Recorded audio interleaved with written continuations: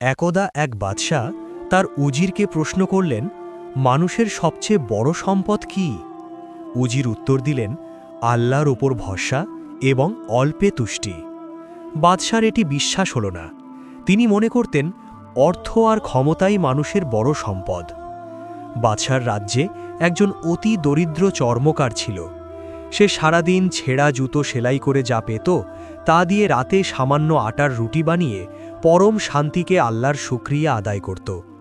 বাদশাহ ছদ্মবেশে তার এই অবস্থা দেখে ভাবলেন, দেখা যাক এর ধৈর্য কতটুকু।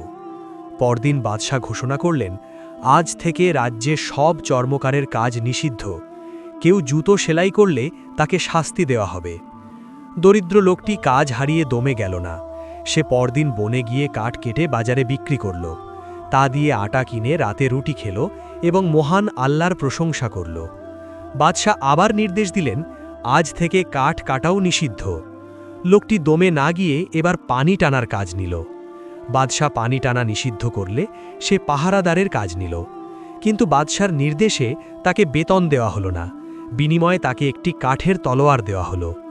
পরদিন বাদশাহ সেই লোকটিকে ডেকে বললেন, আজ তোমাকে এক অপরাধীর শিরচ্ছেদ করতে হবে। লোকটি বিপদে পড়ল, কারণ তার কাছে আছে কেবল কাঠের তলোয়ার। সে সবার সামনে দাঁড়িয়ে দোয়া করল, হে আল্লাহ, যদি আমি সঠিক পথে থাকি তবে আমার হাতের এই কাঠের তলোয়ারটি লোহার হয়ে যাক। সে যখন খাপ থেকে তলোয়ার বের করল, দেখা গেল সেটি সত্যিই ধারালো লোহার তলোয়ারে পরিণত হয়েছে।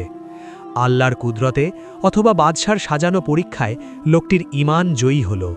বাদশাহ তার অটল বিশ্বাস দেখে মুগ্ধ হলেন এবং স্বীকার করলেন যে ব্যক্তি আল্লাহর ওপর ভরসা করে তাকে কেউ পরাস্ত করতে পারে না।